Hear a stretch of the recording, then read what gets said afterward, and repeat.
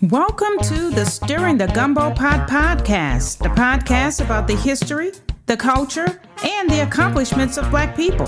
This podcast aims to inspire, educate, empower, and celebrate the lives of Black folk. I am your host, the Cajun Peach, and thank you for tuning in. Now let's get this pot stirring. Welcome to Season 3 of the Stirring the Gumbo Pot podcast. It feels so good to be back to bring you another season of honoring and celebrating the lives of my people, those who paved the way for our freedoms and civil rights, Africans who were stolen from Africa and brought to a foreign land solely for the purpose of being indigenous slaves. I built this platform because I love my people, especially the fearless ancestors who fought the fight and stood in the face of racism, segregation, and in many cases, death. The same ancestors whose shoulders I stand on. I believe it is my duty, as well as my calling in life, to share our stories and to educate my people. This episode is dedicated to all of the unsung heroes of the movement. I dedicate this episode to the ones mentioned and unmentioned, the unsung heroes for our fight for freedom and justice and civil rights in America. In today's episode, we're diving into one of the most pivotal events of the civil rights movement, the Montgomery Bus Boycott. This movement, sparked by the arrest of Mrs. Rosa Parks in 1955, was more than just a protest against segregation on public transportation. It was a powerful act of resistance that ignited a nationwide push for equality. So let's take a journey back in time and explore how a simple act of defiance and protest turned into a movement that changed the course of American history. Joining me today is Dr. Clyde Robertson, who will help us unpack the impact of the boycott and discuss the courageous individuals, some known and unknown, who led the charge for civil rights in America. Thank you for joining me today, Dr. Robertson. I really appreciate you joining the Stirring the Gumbo Pot podcast today to talk about the civil rights movement in honor of Black History Month and year, all 365 days, in some cases 366. Now, tell everybody who you are, and we can start the interview.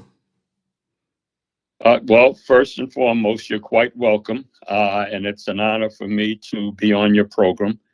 As you stated, my name is Dr. Clyde Robertson. I am the director for the Center for African and African American Studies and an associate professor of humanities here at Southern University at New Orleans, also known as SUNO. I am a native New Orleanian. In fact, I was not born, but reared in the neighborhood in which Southern University at New Orleans is housed, the historic Pontchartrain Park. I was educated in New Orleans in terms of my elementary and high school education. And I attended Clark College in Atlanta, where I majored in mass communications with a concentration in broadcast management. I went on to pursue my master's degree in communications theory from Howard. Post graduating from Howard, I started teaching on the university level at Xavier University first, and then Alabama State University. I did that for 6 years before returning to school to start on my Ph.D. And I eventually earned my Ph.D. in 1988 from Temple University in Africology, or Africana Studies. And I have been endeavoring to impact upon this field of Africology since, I would say 1992 professionally. I've been working in the realm of Africology ever since. Thank you. I feel so honored to have you as a guest on my show today, especially during this time because in our in this country, the climate that we're in right now with a new repeat president who seems to have a goal of erasing our history and our culture in this country. And we as Black people cannot allow that. I don't care how many rules and laws they pass to try to erase us. It could never happen. So it's something I'm passionate about, specifically on this show. So I'm glad you came on so we can have this conversation today. So the first thing I wanted to talk about was really what ignited the modern civil rights movement as we know. Upon my research, I learned that the impetus of the movement was during the Montgomery Bus Boycott. Would that be accurate? Well, you have to recognize the Montgomery Bus Boycott had influences. It just didn't emerge out of a cocoon. Actually, here in Louisiana, maybe 60 miles west of us in Baton Rouge, there was a very successful bus boycott, led by a gentleman named Jemison, Reverend Jemison, who was a Baptist minister, who happened to be from Montgomery, Alabama, and Alabama State University. Reverend Jemison actually successfully orchestrated a bus boycott in Baton Rouge, utilizing in very large measure Southern University students and activist professors, as well as the general community. There was also a bus boycott, if I'm not mistaken, in Norfolk, Virginia, which led to a subsequent boycott in Montgomery, Alabama. Again, Reverend Jemison's connection to Montgomery is not by happenstance. It was through Jemison's connection with those major players in Montgomery, like E.D. Nixon, Rosa Parks, and Joanne Robinson, that you then see, subsequent to the Baton Rouge experience, that civil rights activity and human rights activity in Montgomery, Alabama. So, while the vast majority of the world understood Montgomery as being, or misinterpreted Montgomery as being the womb that gave birth to the quote unquote modern civil rights movement, that particular movement was inspired by and encouraged by other movements that pre-existed that particular endeavor. And we have to recognize the significance of local leadership. Martin Luther King was merely a spokesperson, an eloquent spokesperson, but a spokesperson. In Montgomery, Alabama, there was an organization called the Montgomery Improvement Association. The Montgomery Improvement Association was populated by native Montgomeryans and those persons who lived around Montgomery. Again, the father of that initiative was the great E.D. Nixon. And so it was a core of local people in Montgomery that kept that movement moving. And the relationship between those persons and Reverend Jemison, who was in Baton Rouge, is extremely important as well. And that's the information that most novice readers of civil and human rights struggles, particularly local struggles that happen to impact upon national movements, miss. That's what the casual reader of history will miss. And they will mistakenly place Dr. Martin Luther King at the top, the cherry on top of that pie. No, Reverend King was a main ingredient of the pie, but certainly not the cherry. Yes, understood. And that's what I've learned during my research. Now, for myself, growing up in public education, of course, the people who we learned about, which was only limited in that it was Dr. King and Rosa Parks, and that's probably it, right? So there are some unknown and unsung heroes, I would like to call them, in the movement. And for example, Claudette Colvin, who happened, what I learned, and I may be wrong because I'm not a scholar, but I understand that she was actually the first person to be arrested for taking a seat, not taking a seat, but keeping her seat, because the seat she was in the back. And a white woman demanded that she be removed from the back section where she was supposed to be seated, and she was arrested. Well, you're absolutely right about that young lady. She was actually a student at then Booker Washington High School.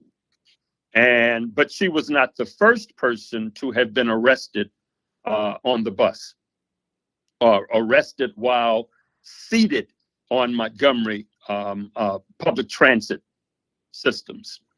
She did not have the pedigree that Rosa Parks had. And so there was not a mass movement that emerged as a result of that young lady having been dragged off the bus and beaten. And of course, there had been men who were arrested in Montgomery, beaten, and in some extreme cases killed. So that young lady was not the first person in the history of Montgomery to be arrested and dragged off the buses. But she was certainly one whose experience made history. There was not a movement around her and her experience because of her family's history. And so the leaders of African American Montgomery understood clearly that promoting her case would have led to some unfortunate results.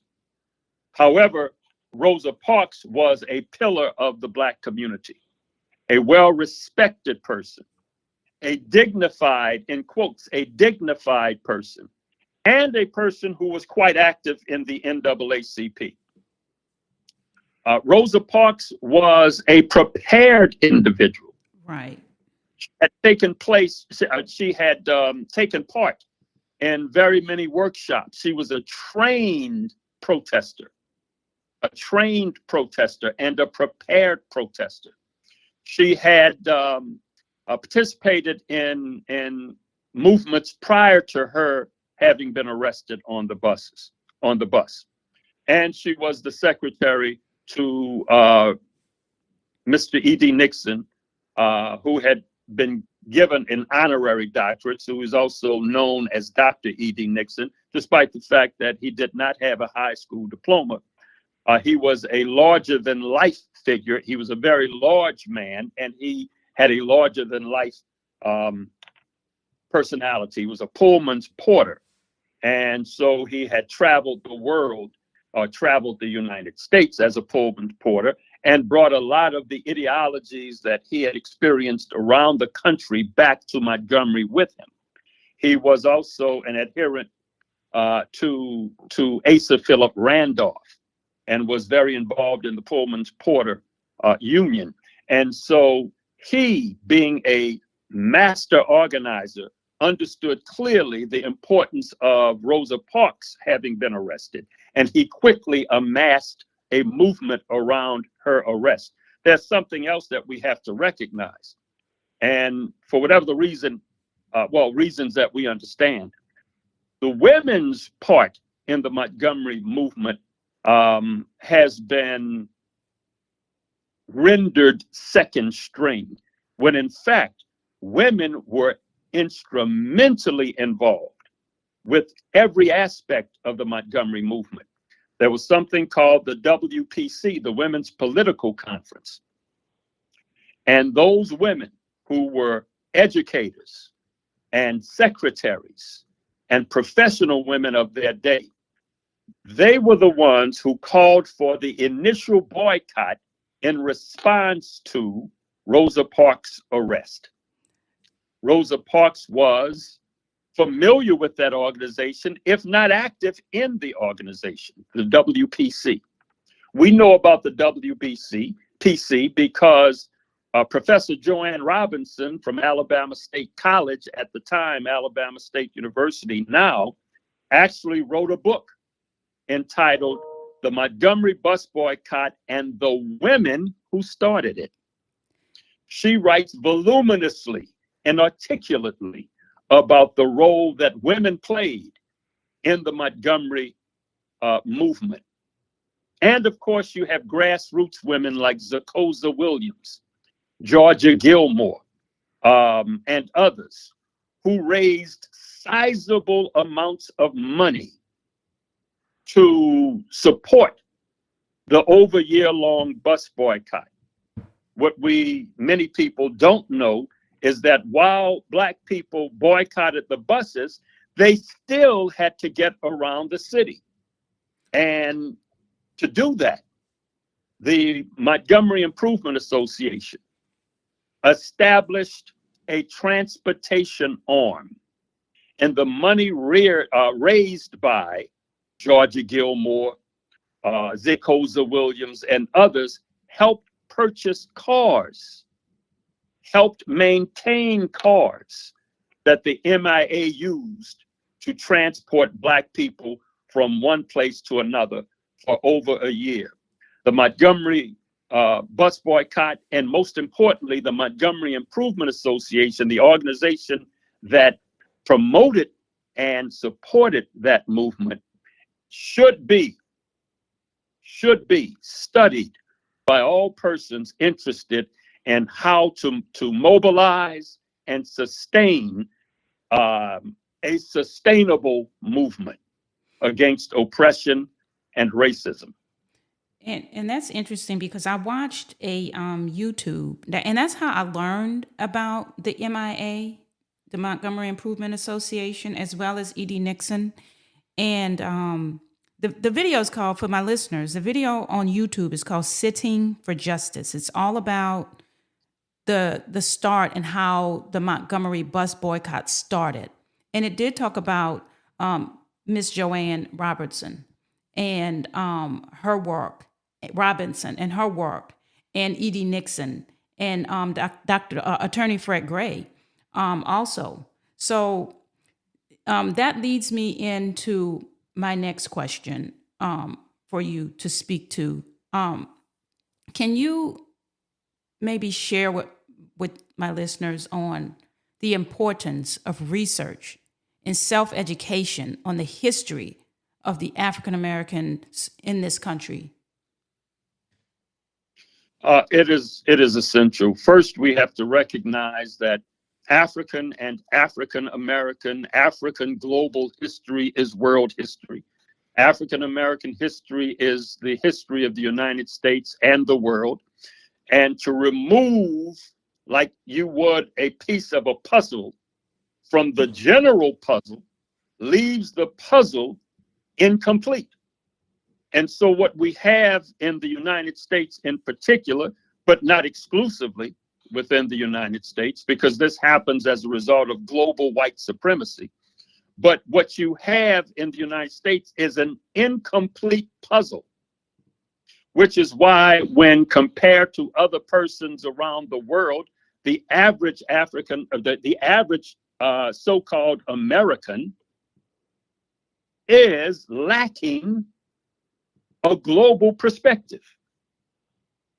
because this country has practiced isolationism for so long. And so first and foremost, we have to recognize that African American history is American history, and that there's no part of this country's history that African people did not have a part in making. There's not a war fought by this country, and this country has fought myriad wars. There's not a war, there's not a component of militias or military service that African Americans did not serve in, men and women.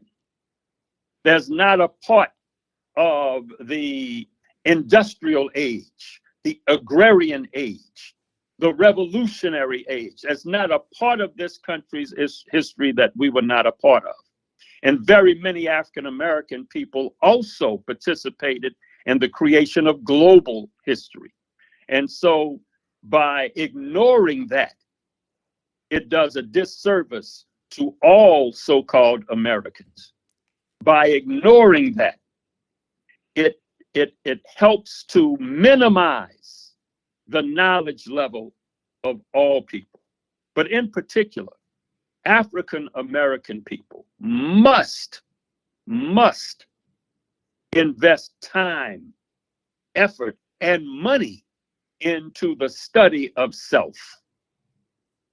We have been convinced that we have done nothing. We have been told that. We have been convinced of it. Exactly. And we must break out of this cocoon. We must come out of this cocoon as beautiful butterflies do. I agree. Or else we're doomed. I agree. Because for me, I call it the Sankofa effect.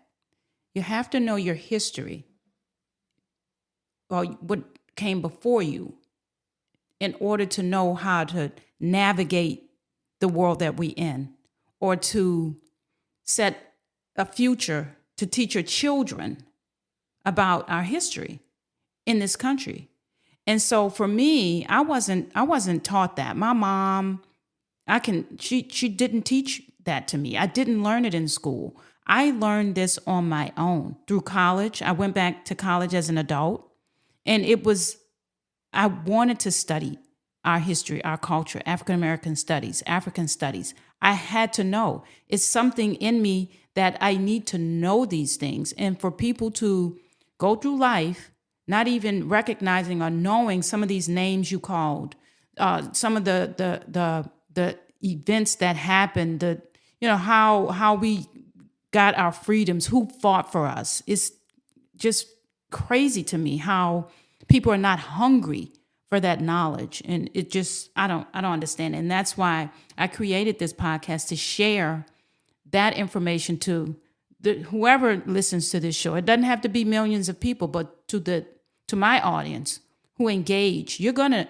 learn about our history and our culture on this podcast. So, yeah. Well, it's very important for your audience to know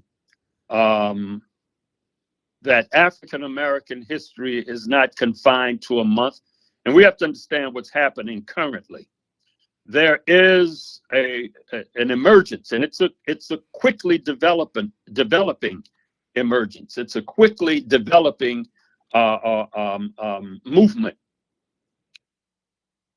that is actually rooted in the past, but there is a white nationalist agenda that is being publicly expressed at the highest levels of local, state, regional, and national politics, that is diminishing everyone who is not a white nationalist. Now, that doesn't mean you have to be a white person, because there are Black people who promote white nationalism. There are Asians and Asiatics. There are Latinos, the mestizos, who promote white nationalism. But we're in an era now that I've lived through before. We're in an era now that is unabashedly white nationalist in its foundation. And to survive this, one has to become knowledgeable of self. One has to recognize the significance of self. Because there is an Afrocentric psychological theory called looking glass self disorder. And eventually one starts looking at oneself through the same prism as those who oppress you because of the inundation of these negative and stereotypic views and expressions. And so to avoid this pitfall, one must become immersed in that. You have to become immersed in who and whose you are in order to understand other people. You have to understand other people on your terms, not necessarily theirs. So if you are half of a human being and your knowledge is limited, then what you will eventually do is you're going to try to meld into somebody else's reality. Exactly. And that is immensely culturally and psychologically unhealthy. So when we talk about, for example, the civil rights movement, there was a civil rights era during which there were several phases and directions taken by very many people. The civil rights component, which was that strive to become citizens of this United States, that was just one component of the era. There was a Black nationalist movement. There was a group of people who weren't necessarily interested in becoming part and parcel of this country and its tenets, wanted to live free and independent, a Black nationalist movement.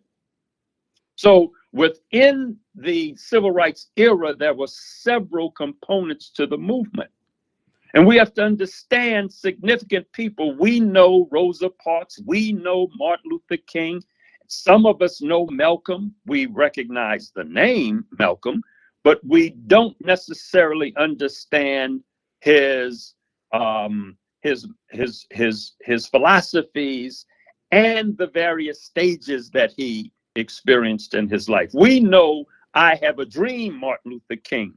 We don't necessarily know his stance against white supremacy at the end of his life, his stance against militarism and the industrial military complex and the industrial prison complex. We don't know the growth of these two leaders.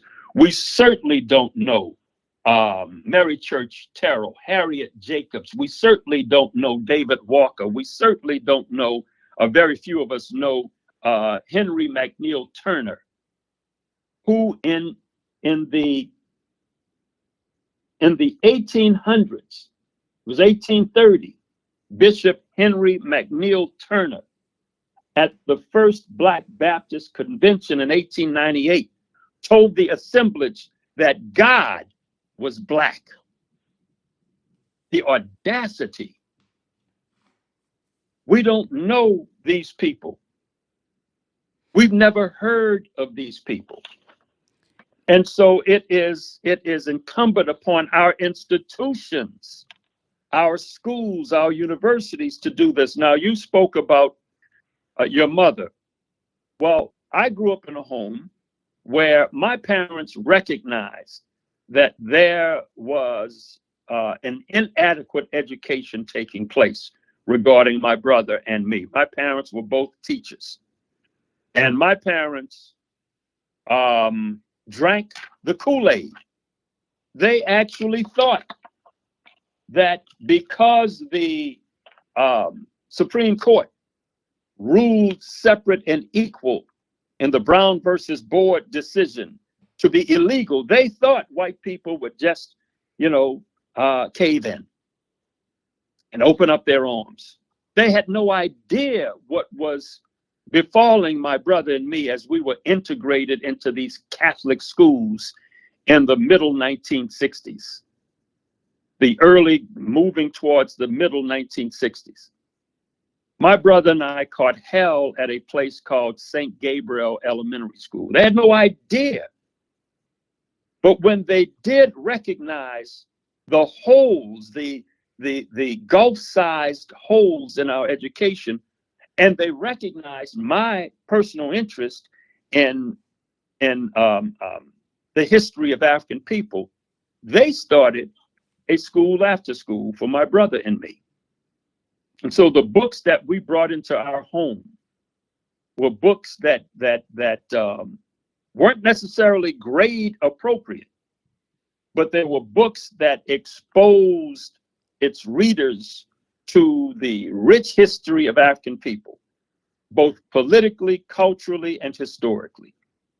And so at a very early age, my brother and I were required to read Black Like Me, Man-Child in the Promised Land, Soledad Brothers, Soul on Ice.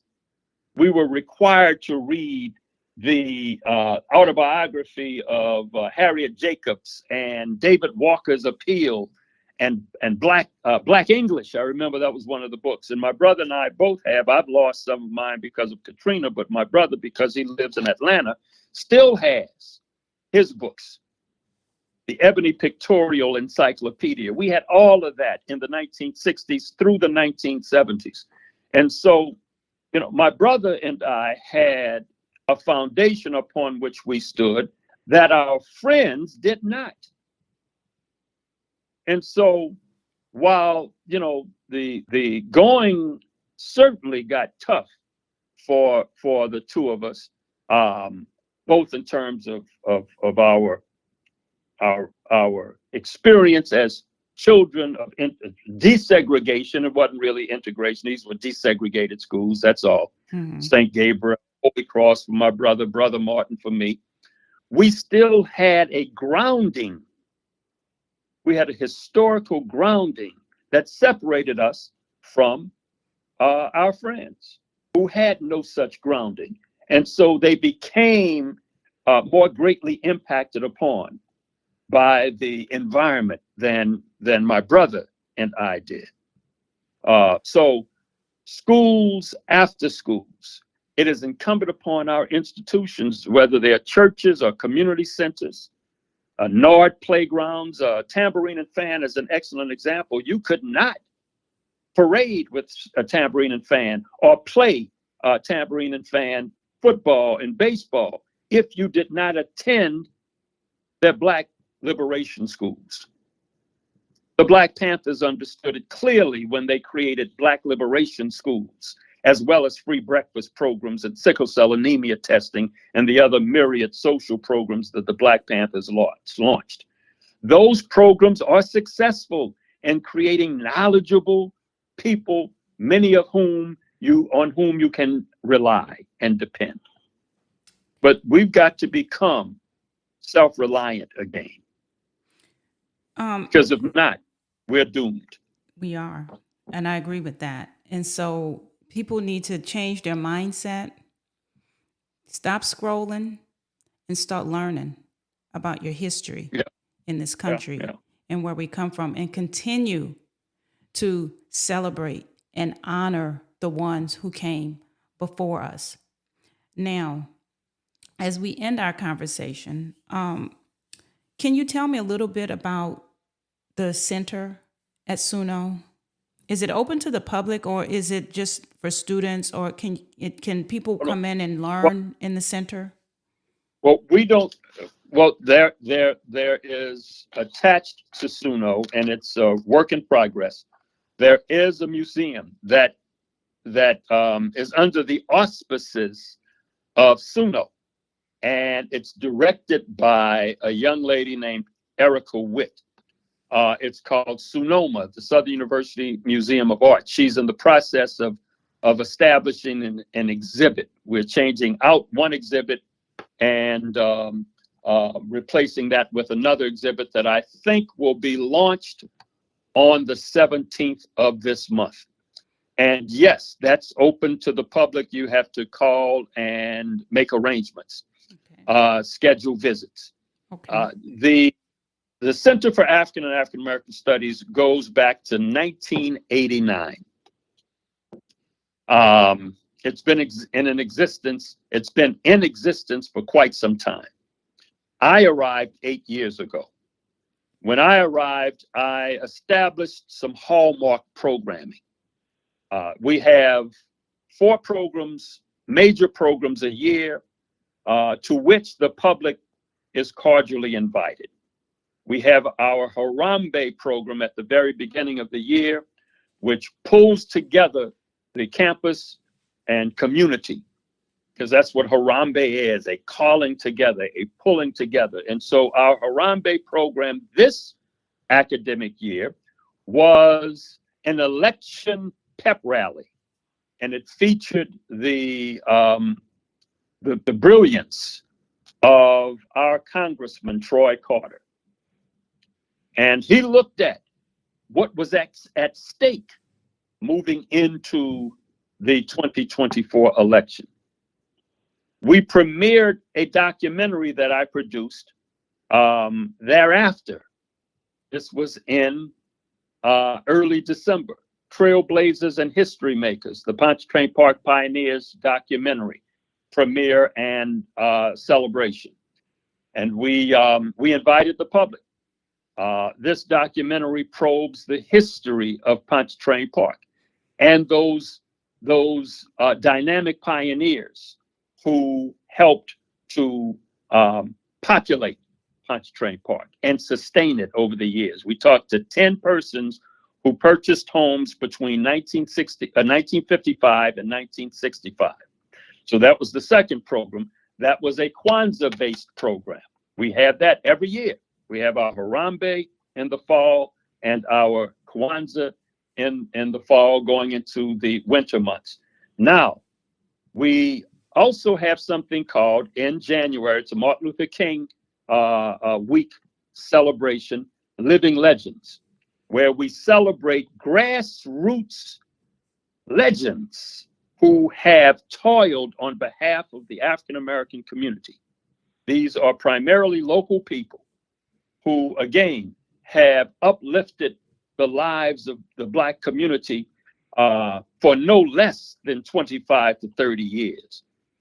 We have celebrated people like Malik Rahim, Anthony Bean, Sister Mariama Curry, Dr. Keith C. Ferdinand, Sisters Vera Warren and Jennifer Turner at the Community Book Center, Brother Fred Milo Johnson. And this year we celebrated Sister Angela A. Allen Bell, the great civil rights attorney who has nullified the Louisiana practice of non-unanimous juries.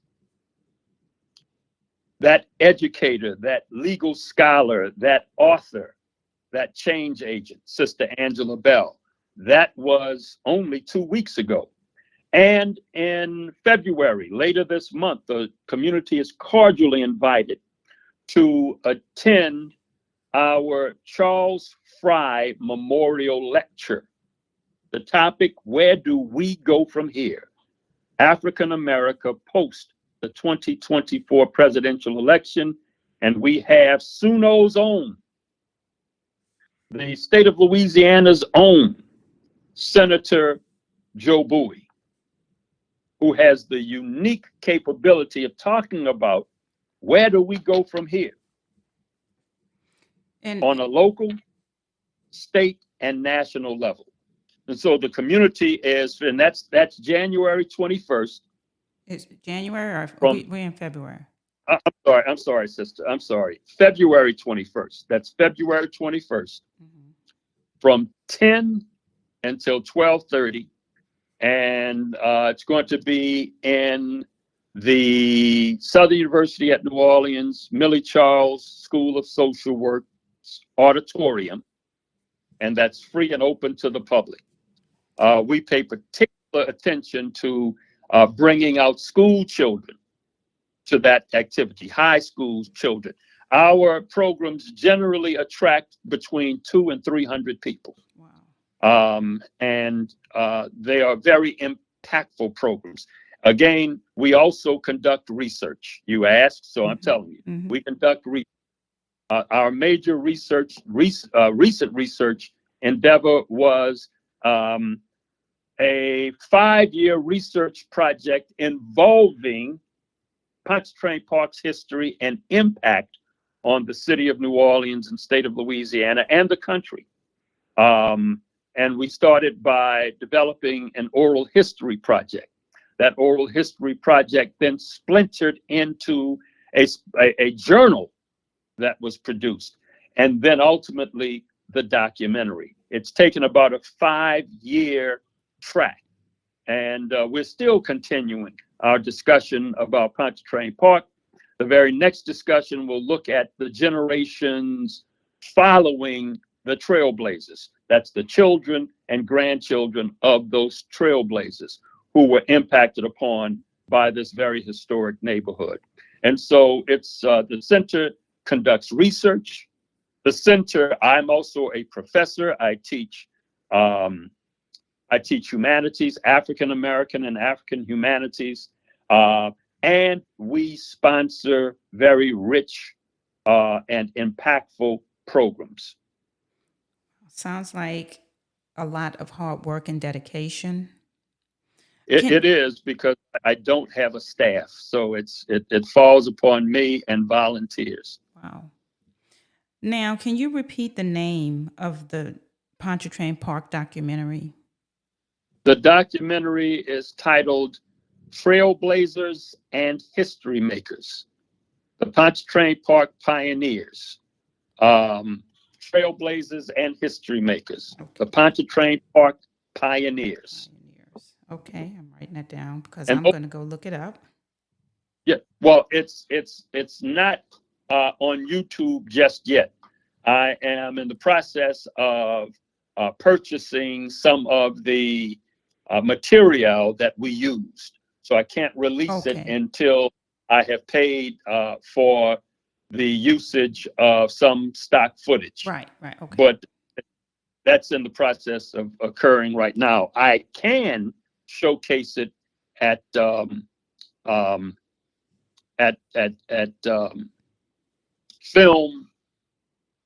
film celebrations and things of that nature, but I can't release it to YouTube. Right. Can't release it on YouTube or on PBS just yet. Right, till you get cleared for that, right. Mm-hmm. Until I'm, yes. Understood. Film festivals and the like, yes, but not widely distributed. Gotcha. Understood. Well, But it was premiered, and it was premiered quite successfully. In fact, the Louisiana Week did a 2-page spread on it back in December. Let's see the date of that release, January 30th. The Louisiana Weekly showcased it and featured it in their publication, 2-page spread. okay. The Louisiana Weekly, huh? I remember them in Yes. school. So good to know they're still in existence. I would like to thank you again for all of the insight, all of the information, all of the knowledge that you just dropped with this conversation we had. I really appreciate you joining me today. And to my listeners, continue to fight, continue to learn, and just share what you know with the youngsters today, because they're the ones who have to stand on our shoulders moving forward. Is there anything you would like to say, Dr. Robinson, before we go? I did fail to mention the significance of learning local history. And those of us from New Orleans are extremely blessed because we have a city that's steeped in African and African American history. All history actually begins locally. So as we learn about these national change agents, we must recognize that there are very strategic people and very strategic experiences that are housed right beneath our feet. And in some of our cases, inside of our homes.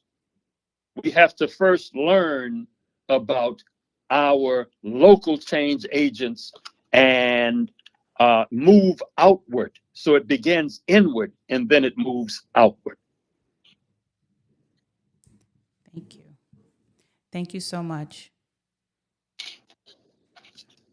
And those persons who are interested in learning more about CAST, that's the Center for African and African American Studies, and all that we do, don't hesitate to call 504-286-5384. 504-286-5384. Yes. Okay. Thank you so much for your time. I really appreciate you. Thank you for hosting me.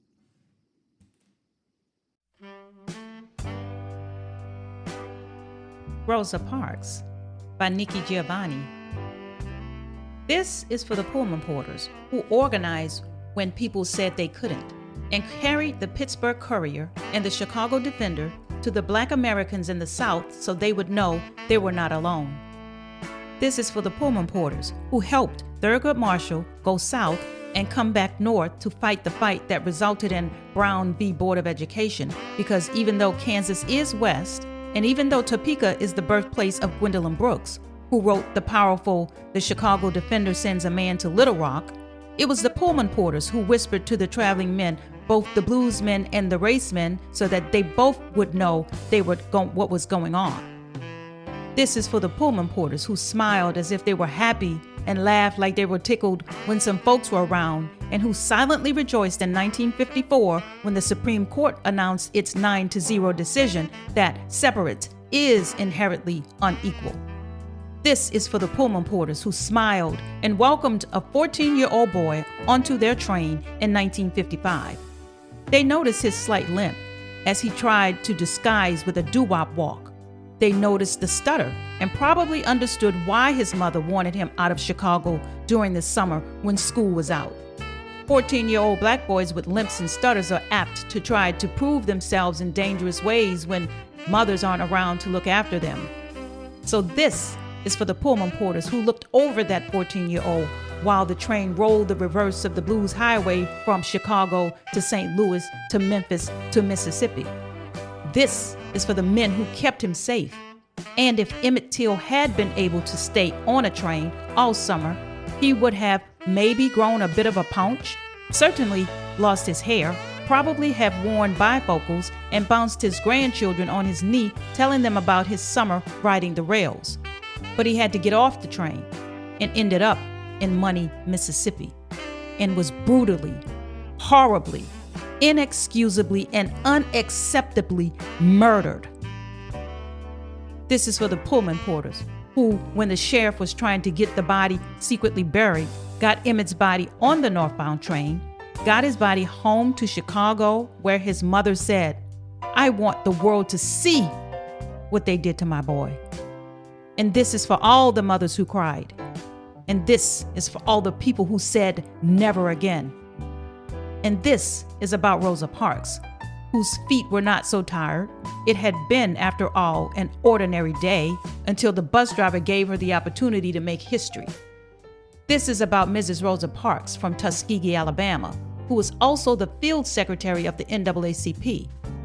This is about the moment Rosa Parks shouldered her cross, put her worldly goods aside, was willing to sacrifice her life so that that young man in Money, Mississippi, who had been so well protected by the Pullman Porters, would not have died in vain. When Mrs. Parks said no, a passionate movement was begun. No longer would there be a reliance on the law, there was a higher law. When Mrs. Parks brought that light of hers to expose the evil of the system, the sun came and rested on her shoulders, bringing the heat and the light of truth. Others would follow Mrs. Parks. 4 young men in Greensboro, North Carolina would also say no. Great voices would be raised, singing the praises of God and exhorting us to forgive those who trespass against us. but it was the Pullman porters who safely got Emmett to his granduncle, and it was Mrs. Rosa Parks who could not stand that death.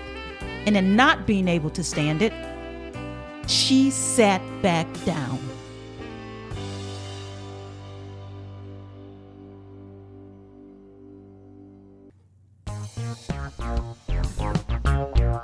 Well, that wraps up another episode of the Stirring the Gumbo Pot podcast. I really appreciate you all listening in and for being a supporter of the show. So in the spirit of Don Cornelius, I wish you all love,